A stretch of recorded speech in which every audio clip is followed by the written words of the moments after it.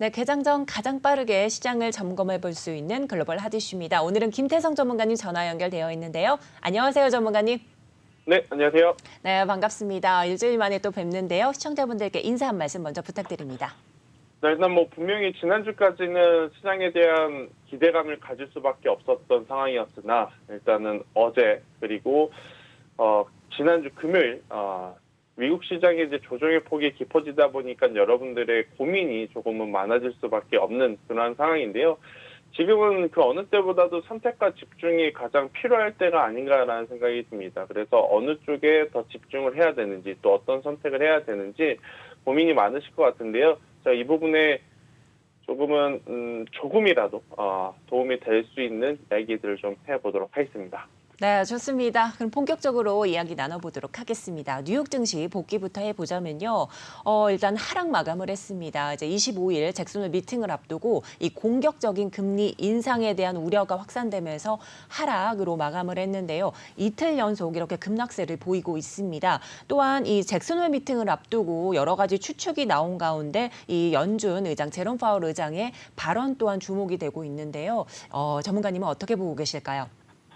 일단은, 사실은 이 9월 달부터 계속 이어져온, 그러니까 8월 달부터 계속 이어져온 금리 인상에 대한 스탠스, 50bp냐, 75bp냐, 하루에도 여러 번 바뀌었고, 또 오늘은 75bp에 베팅을 하는 분들도 굉장히 많지만, 또 다음날 50bp 쪽으로 완전히 또 쏠리는 모습을 나타내고, 그래서 잭슨홀 미팅이 열리기 전엔 아무래도 이제 불확실성이 좀 커지다 보니까 그동안에 좀 많이 올랐잖아요. 우리나라 시장도 그렇고 특히 미국 시장 같은 경우에는 가파르게 좀 올라온 부분. 그러다 보니 낮은 위치에서 신규 매수를 하셨거나 추가 매수를 통해서 수익이 되신 분들이 제법 많으신 상황이다 보니까 시장에 조금이라도 충격이 오게 되면 당연히 일단 매도를 하고 보자라는 심리가 좀 깔릴 수밖에 없는 현재의 위치가 아닐까라는 생각이 들고요.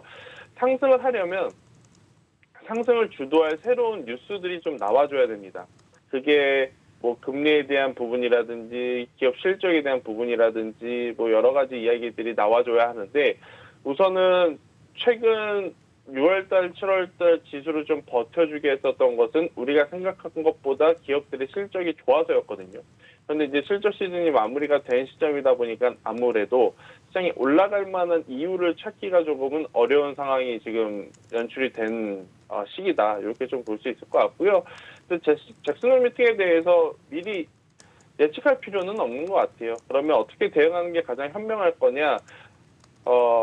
가지고 있는 종목의 상황 혹은 자금 상황에 따라 다르겠지만 그래도 크게 한번 나눠보면 일단 소위 말하는 물려 계신 분들은 어쩔 수 없이 들고 가는 게 저는 맞다 생각이 듭니다. 일단은 조금은 더 들고 가야 된다라는 이야기를 먼저 드려보도록 하겠고 만약 최근에 매수를 해서 수익이 난 종목들이 있다면 저는 100% 매도를 할 필요는 없다 생각이 듭니다. 그래도 지수가 밀렸고 우리가 생각한 것보다는 부정적인 뉴스들이 나올 가능성이 높으니 절반 이상씩은 꼭 수익 매도를 하시면서 현금화를 하고 가시는 게 좋지 않을까라는 생각이 들고요. 만약 나는 현금 비중이 조금 많다. 그럼 지금의 조정을 이용해서 사볼까라고 생각이 들겠지만 현금을 가지고 계신 분들은 우선 다음 주까지 기다려보자. 잭슨홀 미팅에 대한 결과치까지 다 보고 나서 종목을 채워도 저는 괜찮다라는 의견을 한번 드려보면서 각기 상황에 맞게 지금은 유연하게 대응을 하시는 분들이 좀 살아남지 않을까라는 의견 드려보도록 하겠습니다. 네, 그렇습니다. 잭슨홀 미팅 전에 이래 불확실성이 커지다 보니까 최근 가파르게 오른 부분이 이제 낮은 위치에서 좀 매수를 하셨던 부분들 여러 가지 이야기가 나올 것 같은데요. 이 시장에 조금이라도 충격이 오면 일단 매도를 하자는 기조가 크면서 여러 가지 이야기들이 또 걱정이나 우려감들이 늘어나고 있는 상황인 것 같습니다. 하지만 기업 실적들이 예상외로 좋게 나오면서 6월에서 7월 지수를 지탱해 줬었던 점 전문가님이 짚어주셨고요. 이 잭슨홀 미팅에 대한 현명한 대처 방안도 좀 짚어주셨는데요. 가지고 있는 종목 중 수익이 난 종목을 100% 매도할 필요는 없다. 단 절반 이상은 여러분들이 좀 매도 포인트를 좀 가져가셨으면 좋겠다라는 이런 말씀을 해주셨습니다. 전반적으로 이 잭슨홀 미팅과 관련해서 여러 가지 좀 우려감이 있는 것으로 풀이가 되면서 이런 포인트를 짚어주신 것 같습니다. 자, 이제 나스닥 같은 경우에는요, 정말 급락세를 어제에 이어서 계속 보여주고 있습니다. 어떠한 요인이 있었을지 좀 분석 부탁드립니다. 네, 일단 뭐 결국에는 이 잭슨홀 미팅에 대한 부담감을 여러분들이 아마 이번 한 주 내내 들으실 것 같아요. 그래서 이제 잭슨홀 미팅에 대한 이야기를 좀 간략하게 해보면, 이 미국의 연방은행인 캔자스시티 연방은행이 매년 8월에 주요국 중앙은행 총재 및 경제 전문가들을 모시고 이 와이오밍주의 휴양지라고 하는 이 잭슨홀에서 개최하는 이제 경제정책 심포지엄, 그러니까 강연회 정도라고 좀 보시면 될 것 같아요. 그런데 이 심포지엄에서 굉장히 많은 이야기들이 오고 가고 또 그 이야기들이 하반기 금리에 결정적인 이 영향을 주기 때문에 많은 투자자분들이 지금 이 잭슨홀 미팅이라고 하는 것에 대해서 굉장히 또 관심을 가질 수밖에 없는 상황이다, 이렇게 좀 볼 수 있는데, 자, 우리가 이제 우려하는 것은 뭐냐면 연준이 이 잭슨홀 미팅에서 매파적인 발언을 하면 어떡하지? 라는 불안감입니다. 자, 그러면 지금 시장은 어때요? 매파적인 발언이 나왔다, 그래서 빠졌다가 아니고 매파적인 발언이 나올 가능성이 높고 또 그로 인해 금리가 올라갈 수 있으니 빠졌다. 이게 맞는 거죠. 그러니까 금리에 대한 부담감이 있으니 먼저 조금은 빠진 거거든요.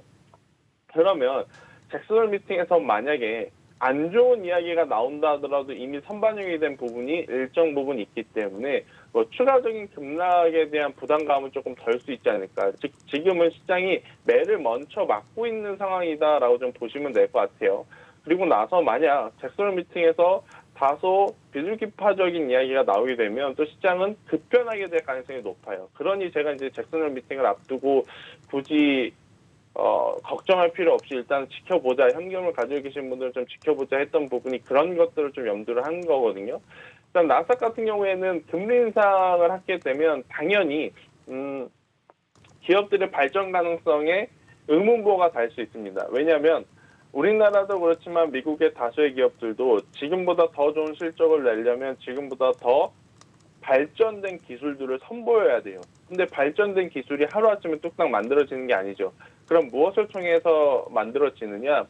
결국에 R&D, 기술연구소 쪽에서 굉장히 많은 사례들을 연구하면서 이 가지고 있는 테크놀로지적인 기술을 업데이트를 해가는데 거기에 들어가는 게 딱 두 가지입니다. 첫 번째는 시간, 두 번째는 돈.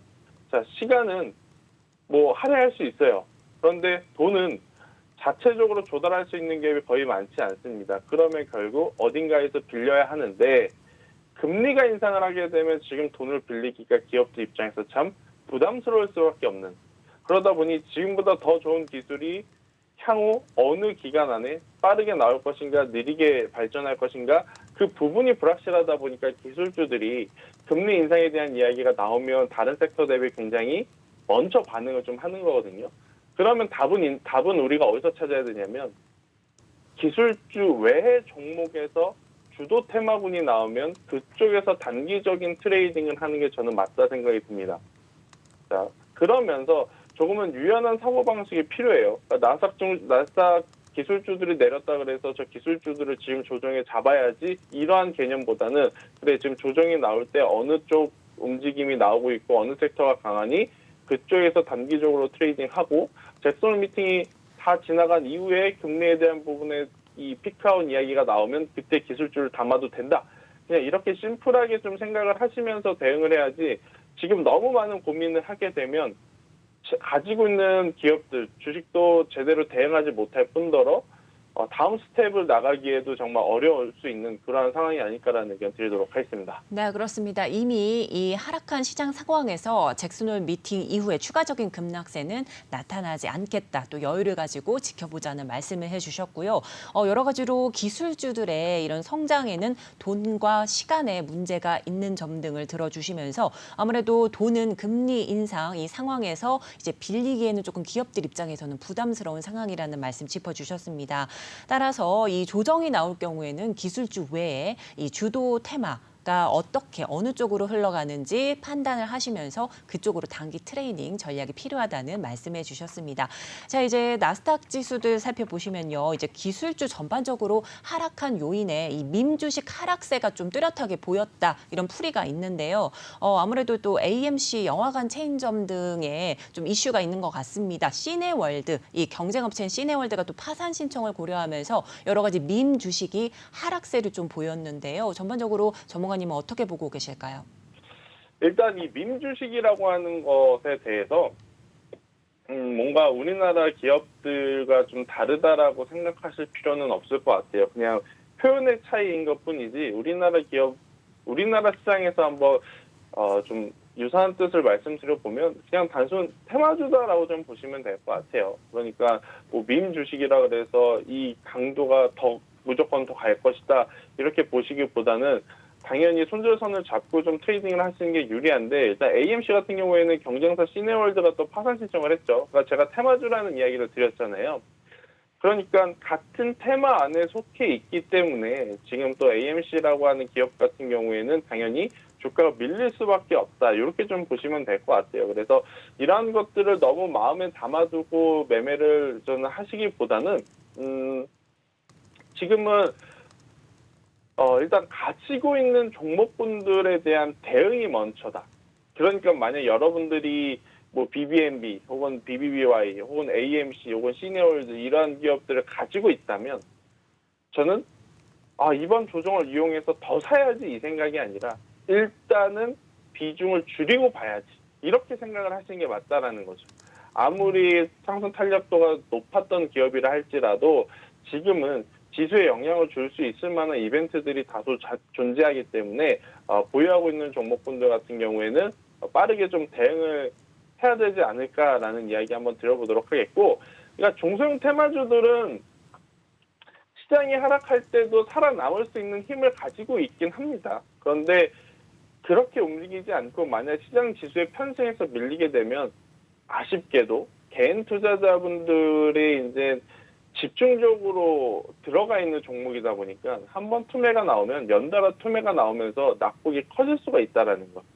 그러니 리스크 관리를 그 어떤 주식을 매매할 때보다 저는 타이트하게 해야 된다라는 의견 한번 드려보면서 민주식에 대해서 모아가자라는 전략, 저는 그건 좋지 않다라고 생각이 듭니다. 움직일 때 짧게 트레이딩 하는 게 훨씬 더 좋다라는 말씀 드리도록 하겠습니다. 네, 그렇습니다. 이 밈 주식 관련해서는 단순 테마주로 여기셔도 무방하다는 이런 멘트 해주셨고요. 같은 테마 안에 속해 있기 때문에 주가가 밀리는 건 당연하다는 풀이를 해주셨습니다. 이러니까 너무 염려하지 마시라는 당부도 해주시면서요. 밈 주식은 모아가는 전략보다는 그때그때 단기 전략을 세우시라는 말씀을 해주셨습니다. 이제 전반적으로 좀 글로벌 이슈 체크를 해봤는데요. 국내 증시도 한번 살펴보도록 하겠습니다. 자, 지난장에도 우리 증시가 많이 밀렸습니다. 코스피는 1%대가 넘었고요. 코스닥은 2% 넘게 하락 마감을 했습니다. 전반적으로 여러 가지 좀 이슈가 맞물렸을 것 같은데요. 한번 짚어주시죠. 네, 일단 뭐 코스피도 그렇고 코스닥도 그렇고 아무래도 금요일날 미국 증시가 이제 굉장히 약했기 때문에 어쩔 수 없이 좀 받아들여야 하는 조정이 조금은 나왔다라고 생각이 들어요. 그런데 생각보다는 저는 잘 버틴 우리나라 증시가 아닐까 이렇게 좀 평가를 합니다. 사실 뭐 아시아 증시 그 안에서 일본이라든지 중국 대비 낙폭의 깊이가 조금은 크긴 하지만 저는 그래도 이 정도라면 조금은 더 지켜볼 수 있는 그러한 상황이다. 그러니까 충분히 지수가 상승함에 있어서 나올 수 있는 조정의 폭이었기 때문에 저는 조금은 더 지켜봐야 되지 않을까라는 이야기를 한번 드려보도록 하겠고요.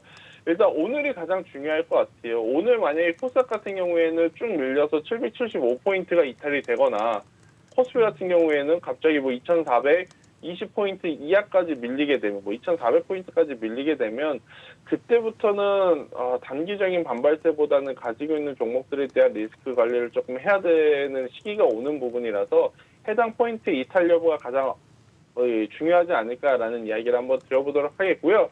자, 오늘 우리나라 시장 가장 중요한 건 시초보다는 장 중후반부인 것 같아요. 일단 중국이 이러한 상황 속에서도 어찌되었든 금리 인하에 맞먹는 효과의 정책을 좀 이야기하면서 경기 부양에 대한 의지를 드러냈잖아요. 그러면 우리나라 시장이 9시에 시작하고 중국 시장이 한 10시 이후부터 시작을 하기 때문에 오전 1시간 동안은 어쩔 수 없이 미국 시장의 영향 그리고 10시에 열릴 중화권 증시를 보면서 눈치 보기를 하며 약세일 가능성이 높습니다. 대신에 중화권 증시가 상대적으로 선방을 하게 된다면 또 중후반부에 이 변동성이 더 커질 가능성은 열어둬야 되지 않을까. 그러니까 긍정적으로 만약에 중화권 증시가 좋다라고 하면 그래도 글로벌 시장 대비 낙폭이 굉장히 줄어들 수 있는 요소는 있으니까요. 오전 1시간 동안은 안 보는 게 낫다. 보면서 고민하실 바에 안 보시는 게 낫다. 대신에 종합권 증시까지 열리면서 방향이 정해졌을 때 그게 만약 상승이라면 걱정할 필요는 없는데 만약 조정의 깊이가 더 깊어진다라고 하면 일정 부분 종목들의 매도는 꼭 필요하고 현금화를 진행하는 것이 가장 좋지 않을까라는 의견 한번 드려보도록 하겠습니다. 네, 그렇습니다. 자, 이제 미국 증시 영향으로 조정이 나왔던 지난 장 복귀를 해주셨습니다. 그래도 잘 버텨냈던 우리 증시라고 이렇게 풀이를 해주셨는데요. 조금 더 지켜볼 수 있는 국내 상황이다라는 말씀 짚어주시면서 지수의 상승세 속에서 나올 수 있었던 이 조정의 폭이었다라고 말씀해 주셨습니다. 하지만 오늘 코스피 같은 경우에 2,400까지 밀려나게 된다면 가지고 있는 종목들의 리스크를 조금 체크해 보시라는 이런 조언도 해주셨고요. 중국이 또 경기 부양에 대한 의지를 드러내고 있기 때문에 만일 10시에 열리는 중화시장이 이제 선방을 하게 된다면 주가에 더 긍정적으로 영향을 초래하게 될 것 같다라는 말씀해 주셨고요. 만약에 중화권의 약세로 우리 조정이 나온다면 일정 부분 종목을 매도해 보시라는 말씀도 해주셨습니다. 자, 이제 전반적으로 지난 장 이제 반도체주의 약세 흐름도 또 눈여겨졌었습니다. 특징주로 꼽힐 만큼 좀 하락세가 짙었었는데요. 하지만 반도체 약세가 어제뿐만이 아니라 연일 지속되고 있습니다. 최근 흐름이 좀 좋지 않은 상황인데 전반적으로 한번 짚어주시죠. 네, 일단 뭐 반도체 안에서도 당연히 여러 기업들이 있겠습니다만 전통적으로 힘이 좋았었던 반도체 소부장주들은 제가 앞서 말씀드렸다시피 이 나스닥 기술주들의 하락 요인과 거의 비슷하다라고 보시면 될 것 같아요. 금리 인상이 강하게 올라오면 기업들이 새로운 사업, 새로운 부품, 새로운 아이템에 사실 신규 투자하기 굉장히 부담스럽거든요. 그러다 보니까 지금보다 더 기업이 발전할 것인가에 대한 의문부호가 붙다 보니까 투자 심리가 굉장히 위축이 될 수밖에 없는 상황. 하지만 그 안에서도 저는 눈여겨봐야 될 반도체 기업들이 좀 있더라고요. 그래서 오늘 뭐 안 좋은 기업 이야기해봐야 뭐 우리가 속상할 것 같아서요.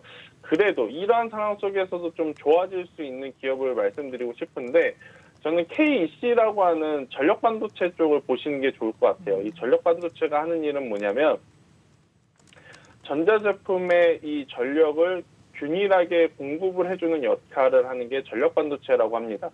그러니까 갑자기 과전류가 흐르거나 저전류가 흐르게 되면 전자제품이 제 성능을 발휘하지 못하잖아요. 특히 최근같이 전기 자동차처럼 이 배터리에 차지하는 영향이 큰 제품들은 이 과전류라든지 저전류에 의한 배터리 성능 차이가 굉장히 심하다 그래요.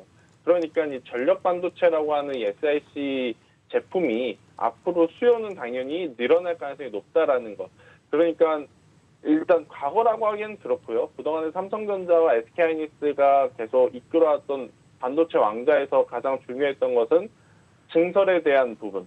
즉 증설을 하게 되면 장비가 투입이 되고 장비가 많아지면 소재도 많아야 되고, 그죠? 그러다 보니까 소재가 많아지고 장비가 많아지면 당연히 거기에 들어가는 소모품, 부품들도 많아지고, 그래서 이제 반도체 소부장이 움직였는데, 이제는 증설을 하기에는 조금은 부담이 되는 시점에 도래했기 때문에 그쪽을 보는 것보다는 새로운 반도체 분야, 반도체 안에서도 뭐 차량용 반도체, 뭐 시스템 반도체, 메모리 반도체 굉장히 많지만 그 중에서 전력 반도체 쪽으로 우리가 시선을 돌려본다면 그래도 좋은 결과치를 좀 낼 수 있지 않을까라는 생각이 들어서요. 다른 반도체주들 안 좋은 기업들을 제가 일일이 언급하는 것보다는 그래도 그 안에서 상승할 만한 반도체 기업을 좀 말씀드려보면 KEC를 관심 있게 보는 것도 굉장히 좋지 않을까라는 의견 드리도록 하겠습니다. 네, 그렇습니다. 반도체 소부장주들은 나스닥 기술주들의 이 하락 요인과 같은 행보를 보였다고 짚어주셨는데요. 아무래도 금리 인상이 되면 새로운 사업에 대한 투자가 좀 부담스러운 상황이기 때문이라고 짚어주셨습니다. 하지만 이렇게 하락장 속에서도 눈여겨볼 만한 이런 반도체 관련주들 안에서 KEC 종목을 좀 꼽아주셨는데요. 전력 반도체 반도체 이 종목입니다. 이 장비가 많아지고 또 소재가 많아지면 부품이 또 필요하기 때문에 반도체 소부장이 움직이게 된 요인이 되겠다라면서 이 KEC 전력 반도체 이 종목을 좀 꼽아 주셨습니다. 자, 이제 국내 증시 개장까지는 얼마 남지 않은 상황인데요. 여기에 우리가 조금 예의주시할 만한 부분이 있는지 아니면 앞서 이제 KEC 전력 반도체 이렇게 좀 꼽아 주셨는데 다른 섹터들 중에서 이렇게 하락장 속에서도 또 눈여겨볼 만한 섹터가 있을지 한번 궁금합니다. 일단 뭐 결국 시장이 하락을 하게 되면 하락하는 요인에 대해서 여러 가지 말들이 많을 수밖에 없어요. 오늘 같은 경우에는 사실 이제 하락을 하는 요인은 당연히 이제 금리에 대한 부담감이라고 좀 볼 수 있는데, 저는 만약 글로벌 증시가 또 한 번 충격파를 맞게 된다면 그것은 금리 인상 인플레이션이라기보다는 미국과 중국의 날선 신경전이 아닐까라는 생각이 들어서, 미국과 중국이 붙을 때마다 좀 수혜를 볼 수 있는 보았던 기업들 중에 실적이 정말 잘 나오는 기업에 관심을 좀 가져야 되지 않을까라는 생각이 들어요. 제가 사실은 아침 방송만 하는 게 아니고 금요일날 저녁 방송도 내외경제에서 진행하고 있는데, 네. 그때 지난주에는 제가 사조그룹주를 좀 말씀을 드렸어요. 뭐 사조 동아원, 비료 쪽, 사조 시푸드, 수산물 쪽. 그런데 이제 그 종목군들이 일단 먼저 시세가 낮기 때문에 그 종목군들은 뭐 관심 있게 보실 분들은 보시겠지만, 네. 그 종목 외에 저는 티플렉스라고 하는 기업에 조금 더 포커스를 맞춰보자라는 이야기를 드리고 싶습니다. 티플렉스는 스테인리스를 만드는 기업인데, 일단 스테인리스가 많이 들어가는 산업이 조선, 그리고 자동차, 그리고 반도체라고 보시면 되는데, 여러분들도 아시다시피 반도체는 그다지 좋지 못했지만 조선, 그리고 자동차 산업 요새 핫하잖아요. 네.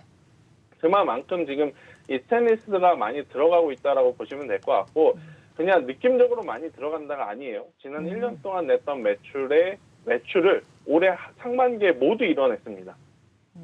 그러니까 하반기에 만약 매출이 계속 일어나면 작년보다 더 늘어난 실적들이 계속 쌓이는 거라서요. 네. 실적주로서의 면모를 충분히 가져갈 수 있지 않을까 생각이 들고, 또 이제 히토류 관련주로 좀 분류를 할 수가 있어요.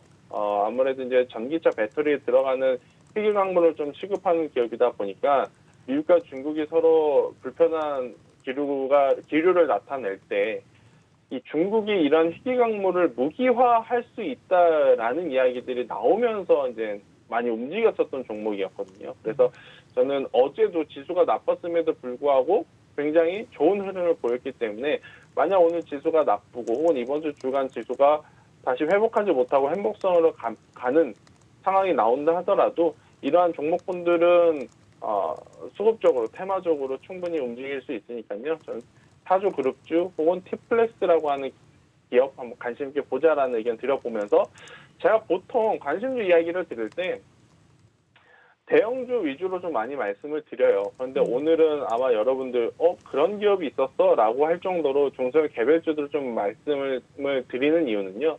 지금은 지수에 좀 편승하는 대형주들이 당연히 힘을 낼 수는 없는 상황이에요. 그럴 때일수록 중소형 테마주 쪽에 조금 더 집중을 해야 되기 때문에, 저는 매매에 자신 있으신 분들 혹은 손절 라인을 잡고 매매하실 수 있는 분들은 제가 말씀드린 종목군들 충분히 한번 관심 있게 봐도 괜찮지 않을까라는 의견 드려보도록 하겠습니다. 네, 그렇습니다. 이렇게 중소형 종목들 중에서 이제 스플렉스인 스테인리스 제조업체 좀 꼽아 주셨는데요. 이렇게 하락하는 장 속에서도 좀 오르고 있는 이런 섹터와 종목들이 있다라는 말씀해 주시면서, 아무래도 티플렉스 이제 스테인리스가 많이 좀 투여가 되는 조선, 자동차, 반도체 이 좀 각광받고 있는 이 업체들에 많이 좀 스테인리스가 좀 쓰이기 때문에 좀 선방할 수 있겠다라는 말씀해 주셨습니다.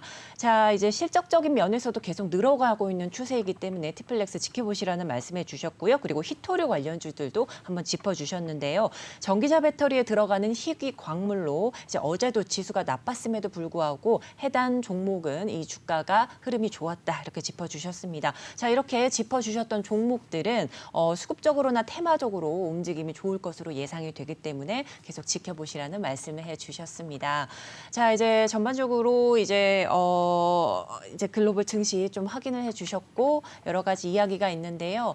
현재 지금 같은 흐름에 있는 장 속에서 앞서 조금 현금 비중을 좀 늘려나가면 좋겠다라는 말씀을 해주셨는데요. 이 비중은 또 어떻게 잡고 가면 좋을지 한번 조언 부탁드립니다. 네, 일단 뭐 이 수익권에 있으신 분들은 제가 앞서 말씀드렸다시피 절반 이상은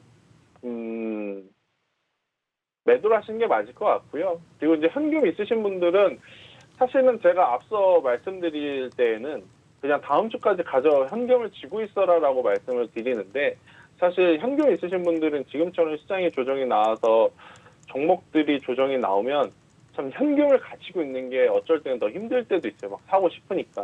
그래서 그런 분들을 위해서 저는 만약에 A라는 종목에 100만 원을 사기로 했다면 일단은 100만 원을 사는 것이 아니고 한 20만 원, 30만 원어치의 비중을 먼저 1차적으로 사시고, 그 다음에 잭슨 홀 미팅이 마무리된 이후 다음 주에 저는 그 남은 비중을 사시는 전략이 어떨까라는 생각이 들어요. 왜냐하면 우리나라 시장 같은 경우에는 미팅이 다 끝나고 만약 미팅의 결과가 좋다 그래서 시장이 올라가면 매수할 타이밍 참 안 주고 가는 경우가 많거든요.